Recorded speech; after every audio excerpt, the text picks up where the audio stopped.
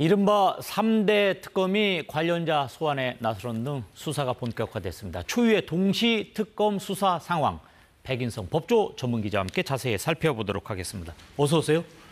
자, 우선 지금 특검이 3개가 진행되고 있는데 내란 특검부터 한번 살펴볼까요? 네, 가장 속도가 빠르게 진행 중입니다. 네. 조은석 특별검사팀이 어제 국무회의 참석자였던 한덕수 전 총리를 소환 조사했습니다.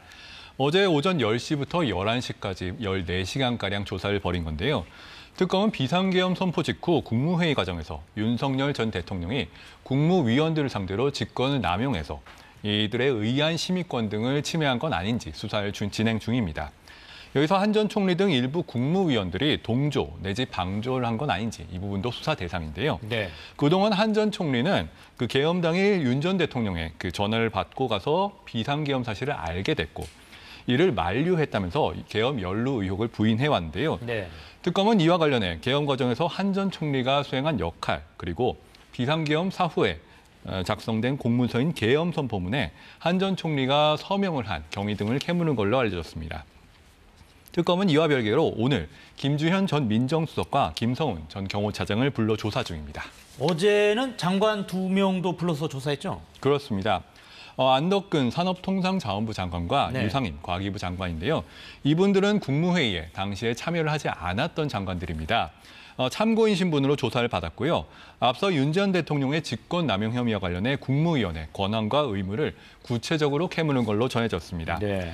왜 이걸 물었냐면요. 우리 헌법 제89조가 국무회의 심의사항을 정하고 있는데 여기 계엄과 해제도 들어가 있습니다. 국무회의는 최고의 심의기관이고 국무위원에겐 이런 중요 정책의 실질적인 심의권이 있는데 특검은 윤 전 대통령이 이 국무회의를 형식적으로 진행해서 이러한 심의권을 실질적으로 침해한 거 아니냐 의심을 하고 있고요. 네. 따라서 국무위원 전원이 조사 대상입니다. 아니, 지금 특검이 드론 관련돼서 그 관계자를 불러서 조사했다고 하는데 이거 드론 관련 관계자, 이거는 왜 부른 건가요? 내란 특검의 수사 대상은 여러 갈래인데요. 이 중에 하나의 축이 드론과 관련된 외환제 의혹입니다. 네. 검찰에선 수사가 제대로 이루어지지 못했던 부분인데요.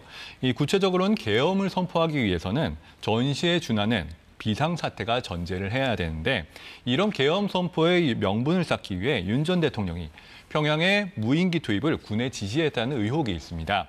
이 부분과 관련된 조사인데요. 국방과학연구소는 북한 당국이 공개한 무인기와 우리 군의 무인기가 외형이 비슷하다 이런 보고서를 내기도 했는데 네. 특검이 이곳 연구원에게서 특정한 기초 진술을 받은 걸로 전해졌고요. 작전이 실행된 드론 관련 부대 인사들에 대해서도 소환 조사가 임박한 상황입니다. 지금 윤석열 전 대통령에 대해서도 2차 조사 예정돼 있죠? 그렇습니다. 당장 이번 토요일 5일에 오전 9시부터 2차 조사가 예정돼 있습니다. 네. 양측은 출석 일정을 두고 계속해서 기싸움을 벌여왔는데요. 앞서 특검이 윤 전 대통령에게 1차 조사 이후에 곧바로 2차 출석을 요구했지만 윤 전 대통령은 한 차례 불출석한 끝에 5일 오전 9시로 조사 일자를 통지를 했습니다. 이번 출석 요청이 마지막 통지다 이렇게 못을 박았기 때문에 윤 전 대통령이 불출석할 경우에는 체포영장이 재청구될 게 확실한 상황이었기 때문에요. 윤 전 대통령도 이번에는 출석 의사가 있음을 밝혀왔습니다. 네. 5일 오전 9시 정각에 도착하진 않을 것 같은데 20분 늦더라도 출석해서 진술할 것이다 이렇게 밝혀왔고요.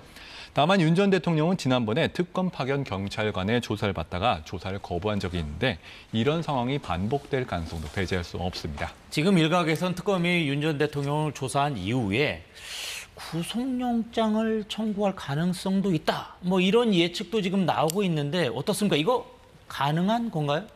완전히 배제할 수는 없어 보입니다. 왜냐하면 체포영장과 구속영장의 요건이 각각 다르기 때문에요. 네. 체포영장이 앞선 기각이 됐지만 구속영장까지 그러리라는 보장은 없거든요. 체포영장은 도주 우려가 핵심이지만 구속영장의 경우에는 증거인멸의 우려가 핵심입니다.